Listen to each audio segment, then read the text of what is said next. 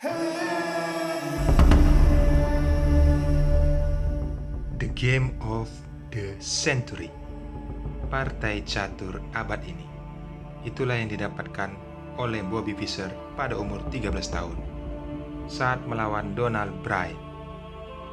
Serangan skak yang dilancarkan oleh Bobby Fischer membuat mata tertuju pada pertandingan abad itu. Donald Byrne hanya bisa menggeser raja seperti apa yang diarahkan oleh Bobby Fischer. Langsung saja, tidak menunggu lama, Bobby Fischer memegang bidak hitam dan Donald Byrne memegang bidak putih. Dan buat teman-teman yang baru bergabung di channel ini, jangan lupa tombol like, subscribe, dan tinggalkan komentar kalian dari pertandingan ini. Byrne memulai dengan kuda ke F3 dan dibalas oleh Fischer kuda ke F6. Pion C 2 langkah. Pion G 1 langkah. Dan buat teman-teman, perhatikan langkah pembukaannya ya. Bagi yang tahu ini pembukaan apa, tulis di kolom komentar. Fischer menaikkan gajah ke G7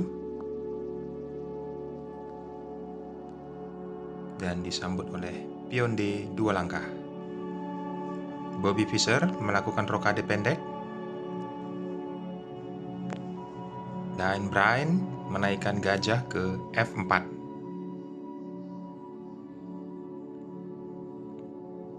Pion D 2 langkah mengajak pertukaran pion.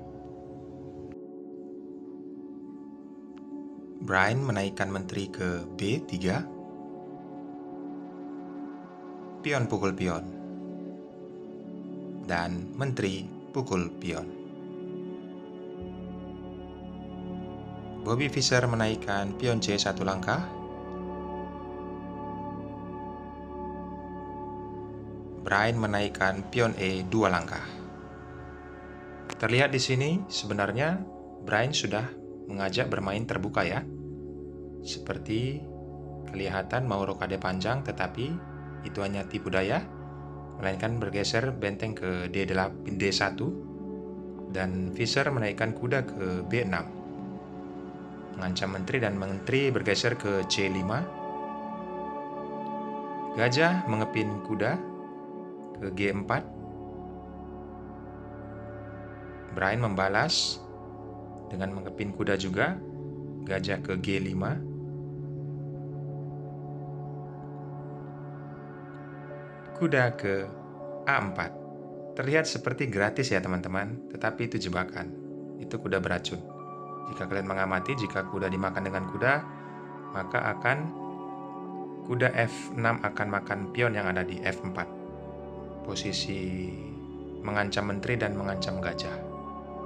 Maka itu sebabnya Byrne tidak tergiur dengan tawaran tersebut. Saya rasa teman juga paham ya.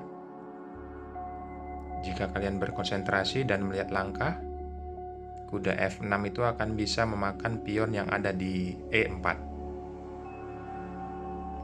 Apalagi posisi pion E itu posisi pion center ya. Maka Byrne menyadari itu. Dia tidak tergiur dengan kuda. Lalu menteri bergeser ke A3, mengancam kuda. Langsung saja kuda pukul kuda. Dan Byrne membalas kuda dimakan dengan pion. Teman-teman, sekali lagi saya ingatkan ya, harus konsentrasi dalam melihat perlangkahan yang dilakukan oleh kedua pemain, agar jadi pembelajaran untuk kalian bermain dengan teman kalian. Sekarang posisinya problem lagi nih. Gajah mengancam benteng dan menteri. Terlihat seperti akan termakan itu benteng, tapi itu berbahaya juga teman-teman. Jika kalian perhatikan, posisi benteng dapat mengepin jalur posisi E, sementara di situ ada raja yang masih belum rokade. Kesempatan ini diambil oleh Bobby Fischer ya, dengan memanfaatkan posisi dari Byrne yang belum rokade. Gajah naik ke C4,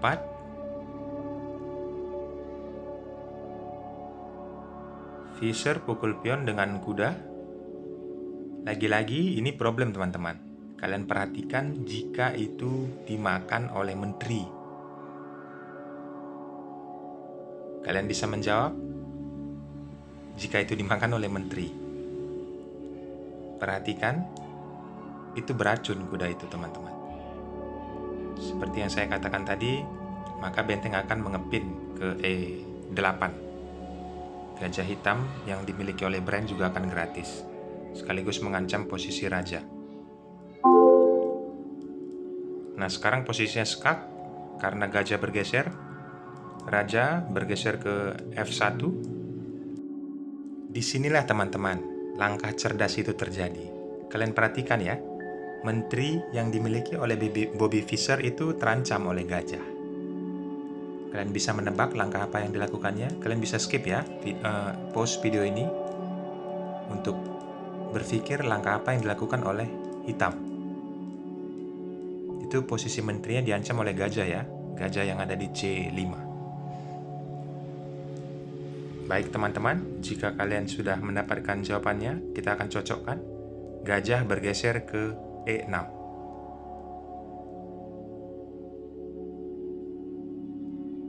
Dan Bran sepertinya tergiur memakan menteri. Menurut kalian gimana teman-teman?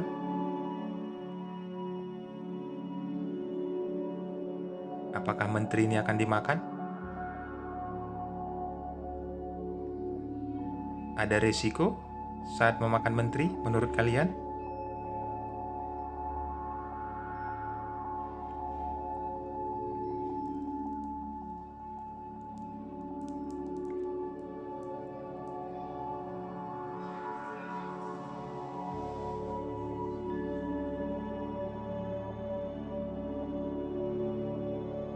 Baik teman-teman, kita akan mencocokkan jawabannya. Posisi sekarang ini yang terjadi, Bran memakan menterinya. Dan ini dampaknya. Gajah pukul gajah. Posisi skak dan raja bergeser ke G1. Di sini skak angin puting beliung itu terjadi. Skak lagi oleh kuda, raja tidak banyak pilihan, hanya bisa bergeser ke F1. Kuda diangkat memakan pion dan skak lagi, kembali lagi ke G1. Kuda kembali lagi skak, raja lagi-lagi kembali ke F1, dan kuda diangkat lagi ke C3, skak. Itulah yang dipikirkan, makanya julukan The Game of the Century dinobatkan kepada Bobby Fischer pada abad ini. Dan menteri bergeser mengancam gajah yang ada di C4. Benteng melindunginya, sekaligus mengancam menteri. Dan menteri pukul pion. Kuda pukul benteng.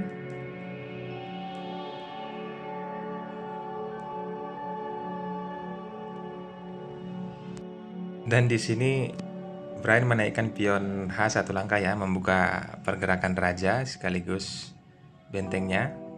Langsung saja benteng beraksi dan raja bergeser ke H2. Kuda pukul pion. Terlihat di sini sudah sangat kritis ya posisi putih, dan mengajak pertukaran benteng. Langsung disambut oleh Bobby Fischer. Dan menteri skak dulu sebelum memakan benteng, dan ditutup oleh gajah, lalu kuda pukul benteng. Dan Bobby menyusun strategi untuk menjebak Raja Putih, lalu kuda menutup, dan kuda bergeser lagi ke E4, dan menteri mengamankan posisi jalur raja sekaligus mengancam pion. Pion bergeser dan pion naik ke H4, dihalang laju pion oleh pion H5. ke A5, kuda bergeser ke E5, dan raja dinaikkan untuk mengamankan posisi sebelum melakukan penyerangan. Kalian bisa pause videonya untuk menentukan langkah apa yang dilakukan hitam setelah ini. Dan disinilah langkah penentu. Gajah, skak raja, dan perlahan raja bergeser satu langkah, karena jalur 2 udah dikuasai oleh benteng hitam ya.